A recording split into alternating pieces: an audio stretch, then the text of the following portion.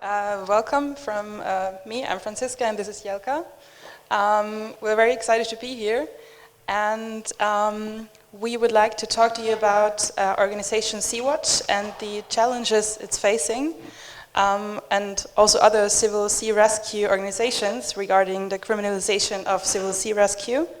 And I want to start with giving you a brief introduction of the organization and its work, which will be followed by an explanation of the challenges we are facing against the backdrop of the ever-increasing isolation of Europe regarding unwanted immigration and also the shift of the political discourse we are seeing for some years now. So for the context of the founding of Sea-Watch, let me go back to the year 2014, when the Italian state sea rescue operation Mare Nostrum came to an end and has now been taken over by the European Union. Mare Nostrum has been operated from October 2013 to October 2014 in the Mediterranean and was involved in a rescue of around 150,000 people in distress at sea. Mare Nostrum was back then the answer to the two boat accidents off Lampedusa in the beginning of October 2013, where over 600 people died. And the state-led operation that had a clear mandate has not been taken over, but instead the operation Triton had been launched, which was executed by Frontex, which is the European Border and Coast Guard agency responsible for the control of the EU's external borders. So there was a clear shift in the priorities, meaning that it was much more about securing the borders than about rescuing people. So that was the context when some families in Brandenburg, Germany, didn't want to just stand by passively and watch refugees die in the Mediterranean Sea. They wanted to fill in the deadly gap that was becoming bigger through the end of Mare Nostrum, and they became active. So after 6 months of preparation time, Sea-Watch started its first mission in June 2015. Sorry. With its first ship, the Sea-Watch 1, and so in 2017, when more and more organizations had to stop their work and hardly any large rescue ships were in operation in the SAR zone, we started actually the mission Sea-Watch 3 after almost operating 2 years with our second ship, the Sea-Watch 2. So the Sea-Watch 3 is now our rescue ship, our current rescue ship. Besides our ship, we also operate 2 lightweight aircrafts, Moonbird and Colibri, that close the gap in civil sea rescue.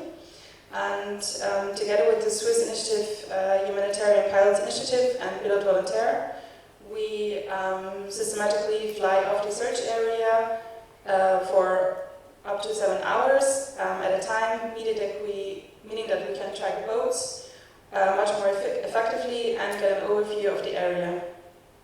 So the aircrafts, they search for boat distress, they support, coordinate and document rescue mission, and, which is becoming more and more important, documents human rights violations and violations against international sea law, and consequently exerts political pressure on the European Union. So our airborne missions were in fact a reaction to the increasing criminalization of civil sea rescue. Okay, just a brief explanation. It's our ship that we're operating with for about a year now, with 22 crew aboard, and this is one of the tiny airplanes that has space for 3 to 4 people, and they fly above the Central Med for about 7 hours, usually in 55 degrees. Just to outline this again, I assume most of you know anyways, this is the area in the Central Med that we operate in. This specifically a bit zoomed in, the area north of the Libyan coast, where the entire zone is divided into local SAR zones, which are operated by the National's local MRCC, Maritime Rescue Coordination Center.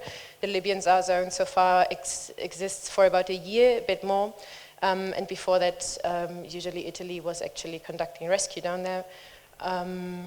This is just for practical purposes, when we go down there, this is national territory, 12 miles outside of the water of a country. National rules apply. 25-mile zone is already international water.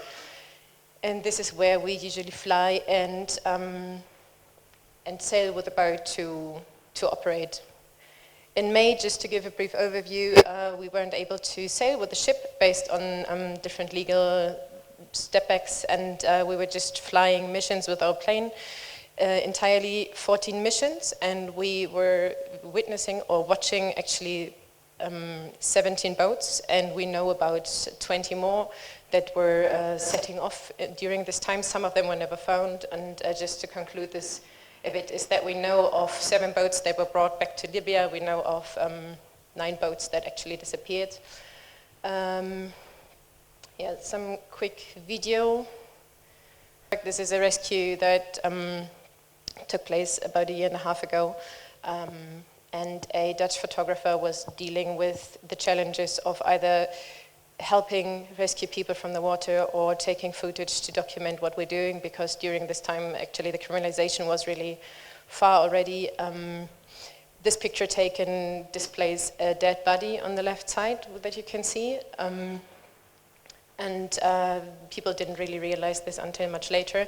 And the challenges here were basically that our RIPs, the speedboats, they're driving towards distress cases, and then everybody panics, jumps off the boat, and tries to get on our boats, which actually made us, or one of our boats, almost sink. You can see it in the back there. It's already drowning, kind of. So it's been quite an intense situation for everybody that was in there. Just so far, since we're operating, since our first mission in early 2015, we've been saving 37,000 lives, which is in fact quite a bit. And now we just want to come back to the core of this entire discourse of why we're here and why we're called pirates. There's those 3 main arguments that we're usually facing, which one is the pull factor that relates to us going to the sea and people actually Leaving the Libyan shores for dumping on our boats, because so we're the argument for them to leave. This is one of our main accusations. Another accusation is that the NGOs earn money when helping traffickers, and the third accusation is, or the third most immediate discussed relevant point is that most of the people are economic migrants, and thus they're not refugees and they don't deserve rescue. To give another idea of this is a quote of a person that we rescued a while ago. Okay, so I will just read the quote. While I was kidnapped and taken to a garage, I saw how smugglers set fire to a woman and killed her. I witnessed a migrant trying to escape through a window, which prompted the captors to shoot him dead. Another was tortured using rocks and electricity. Yeah, so those are the people that we meet on the list that we have about. To go back to this core argument of economic migrants and us being a pull factor, we just want to briefly just look at the situation. This map just mainly shows migrant routes, the blue ones. The lighter they are, the higher the fluctuation of migration. The blue ones are actually airplanes, so there is like all the people from the east coming as well via Tunisia, or a lot actually. This is where we operate. Yeah, again, as you can see, the ways they concentrate on the center through Libya, and as like this map shows, all the ways go through the Sahara. There's usually an argumentation of people should go to the neighboring states when they try to seek asylum or when they flee for whatever reason, and this is just some kind of outline where we all have aggressive or armed conflicts at the moment. So there's really difficult actually ideas of how to go to a neighboring state when there's so much going on. To look at this relationship to Europe when thinking of how Europe engages in this in their border control outside of the European shores across the deadly border of the Central Med, we can see that the amount of money that Europe invests in externalizing borders is massive compared to, for example, as well, the number from Germany, that's 72.6 million. There is like 4 million that Germany actually invests into local integrational projects. So this kind of contrast between armed force stabilization and actual help is very different. Okay, so as Jelka just mentioned, there's a lot of money going to securing the external European Union border, and a big part is the funding and supporting of the so-called Libyan Coast Guard, which started in 2016 already, and it was extended every year until now with dozens of millions of euros. So the European Union provides training, funding, and equipment for the so-called Libyan Coast Guard, and we would like to show you now a short movie, or like a cut from a movie from the New York Times, that really, where they reconstructed a case of the 6th of November 2017, where you can see very well how the so-called Libyan Coast Guard operates and what their interest is, or what interest they don't have.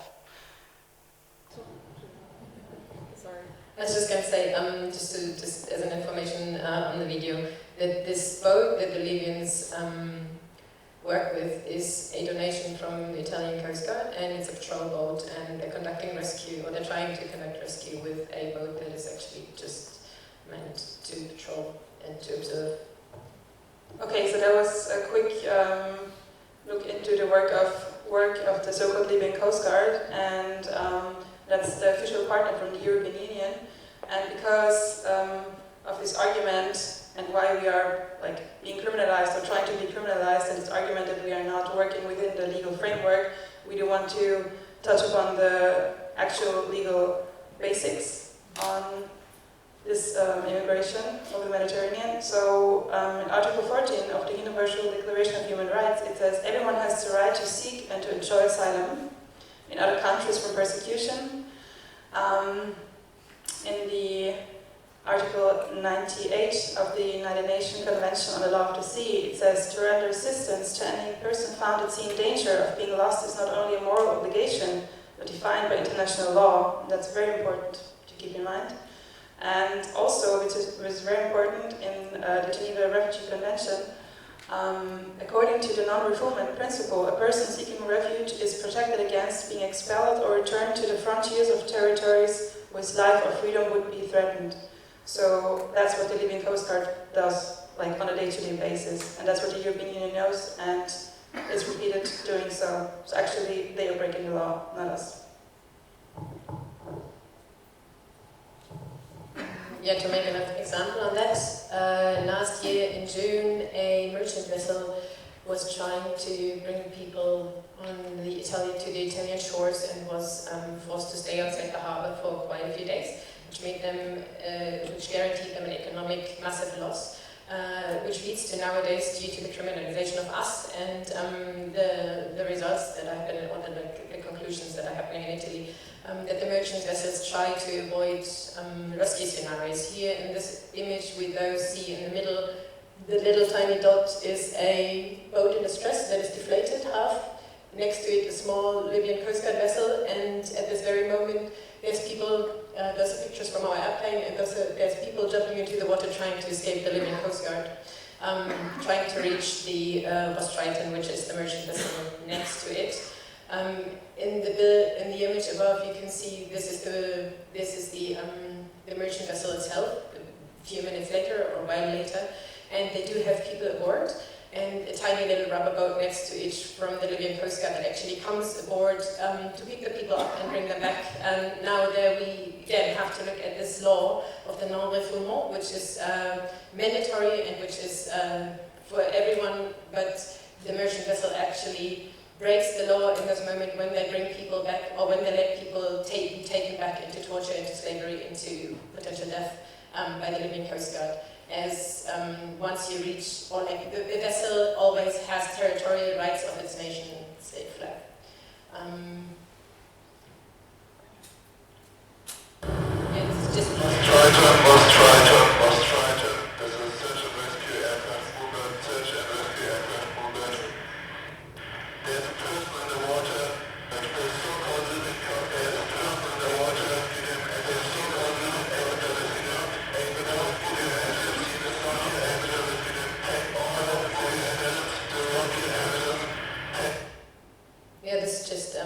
again show how the situation actually is, and those people got sent back to Libya and nobody knows what happened to them ever since. To just sum that up, our presence in the Central Med started when the official state-based rescue Mare Nostrum stopped. Ever since we've been trying to save people, as have many others, but whilst Europe tries to seal its borders, we pay attention to human rights violations. So even if we're not there with our boats and are able to rescue people, we try to at least observe and alert the human rights violations, and this is partially why we're criminalized. For this, a quick update, or like a quick timeline. The practical criminalization, the media criminalization started way before, but the practical criminalization started in late 2017 when the Juventa from Jugendrettet was confiscated by the Italian authorities. They had bugs as well on the ship to control what kind of communications they're having. Quickly after, half a year later, the Mission Lifeline was confiscated by Malta. This process for the captain is still going on. The entire summer, our airplane wasn't allowed to fly, wasn't allowed to leave Malta for different reasons. We have a very long list of those. Also, the ship wasn't allowed to leave the port for various reasons that are not lawful. We have actually something going on because of this now. As well as Seafolks from CI lost its flag last summer. Aquarius lost its flag twice. They were as well, when going out again, when managing to get another flag, they were accused of not separating garbage. So there's like lots of weird reasons how the crews and the ships get criminalized and the attempt of holding them back happens. The last 2 months, 3 ships, actually many more, but those 3 ships were fighting legal battles to be operational again. Most of them halfway won their suits, but none of them is allowed to go to the Tsar zone to rescue people. They're allowed to stay in the north. I think we have this. And to, again, come back to this, what this all is about, we're accused of so many different things, but then we see when last year we had those many stepbacks and all the ships were blocked, there were like 2-3 months where no ship was in the Central Med whatsoever. We actually have an extreme spike of people dying, so 1 in 5 would die in the late summer last year, and this is just numbers that we know of because people would be washed up on the shores in Libya. In a total, the accounted debt that we have since 2014 are above 17,000. And this just takes into account all the people that the IOM is actually counting, which again is the people that are drowning, is the people, that are washed ashore, or that the dead bodies can be found of, because everybody that drowns doesn't count as a person. And to come back to the main accusations of what we do and how we do it and the pull factor itself, this is a clear and very recent analysis of the ISPI Institute, Matteo Villa from the ISPI, outlining with the data of the UNHCR and the IOM how the pull factor actually is. So in the time of those 6 weeks from May to June, there were like 3,400 people-ish taking off, and most of the time people took off without NGOs ships before the shores.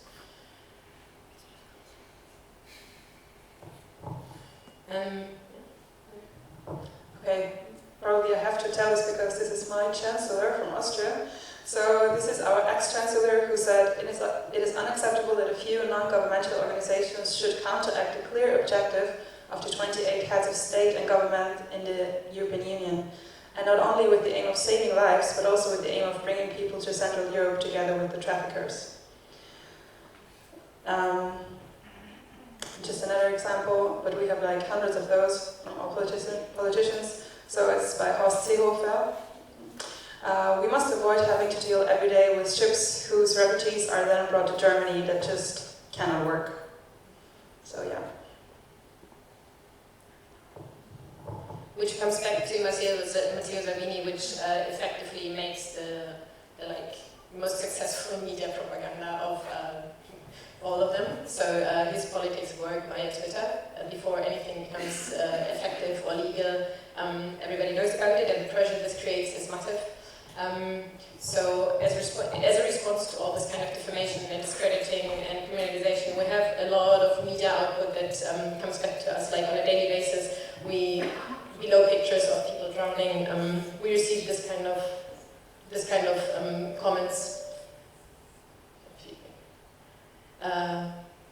Just to quickly outline how this affects actually the society. So it's not just the effective political decriminalization that we have to fight, but also the society and not the society, but the extreme right-wing movements everywhere that confront us with those kind of things.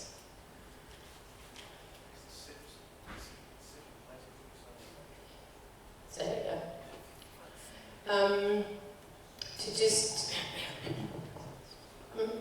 make 3 quick examples of how criminalization takes place in specific cases. After being blocked for 5 months last year, we became operational again in December, and we had a rescue 2 days before Christmas. And then we drove to the north because the only port of safety that exists actually is, the closest port of safety that exists would be Malta. So we were sailing towards Malta, and we went through a lot of storms and were seeking shelter, but none of the countries, neither Italy nor Malta, would let us in for about 3 weeks. This actually led to even a person jumping off the ship in extreme despair because they couldn't take it anymore. The next mission then, or the next case was a month ago when we again had a rescue. After going through a lot of battles, we again had a rescue. We were sailing to the north, to the closest port of safety, to Italy, which would not let the people off the ship for quite a few days, and then we had to go through a lot of controls, health controls, safety controls. They would confront us with the arguments of us being a hotel, and then not being hotel enough to actually provide shelter for all those people. So they had extremely controversial arguments. We had a lot of lawsuits going through, and once those were done, we actually had to face the exact same thing from the Netherlands, which decided for a rule regulation change that we cannot sail under the Dutch flag anymore as a so-called sport license ship. Very immediately effective, which would be in effect for all NGO ships, but for us, effective immediately, and for everybody else that would have a transitional period. So that cost us another month with a lot of debts and the time to not be able to rescue. After long fights, we got out again, which was a week ago, or a week and a half ago, and 2 days later we had a rescue.